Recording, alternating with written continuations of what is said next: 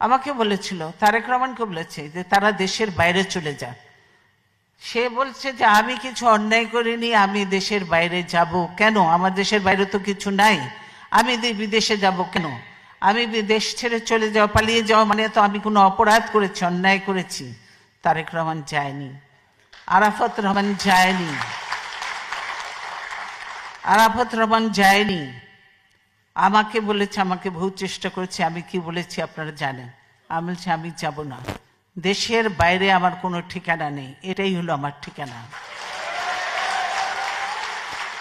এই দেশ, এই দেশের মাটি মানুষই আমার সবকিছু, কাজে আমি দেশের বাইরে যাব না। যার জন্যই আমি দেশের বাইরে যাইনি, তারা দেশের বাইরে যায়নি বলে আমার পরিবারকে এত সাফার করতে হলো। তারেক রহমান কি শারীরিক অবস্থায় এসছে আপনারা দেখেছেন। যে আল্লাহ তাআলা জানে বাঁচিয়ে দিয়েছি, এটাই আল্লাহর কাছে শুকরিয়া। কোকো গেছে, কোকো ভীষণ খারাপ অবস্থায় গেছে।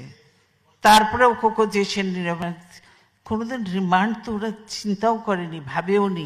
কার ছেলে আপনারা দেখেছেন, সেই সব নিয়ে যে যখন ওই করেছে, সেই থেকে তার মনে যে এমন একটা ভয় ঢুকেছে, সে মানে কি যে করতো। একদিন আমার কোর্টের সঙ্গে দেখা, আমি দেখি তো অবাক, ছেলের এই অবস্থা। তারপরে তো অনেক ইটি করে তখন তো কোকোকে বিদেশে পাঠানো হলো। কোকো গেল, যেও কিন্তু ব্যাংককে বেশি দিন থাকতে হলো না, সেখানেও আবার পিছনে লেগে গেল। পরে হাসিনা আসার পরে ফখরুদ্দিন বহু চেষ্টা করেছে, আমাকে বহু চেষ্টা করেছে। আমি বলছি আমি যাব না।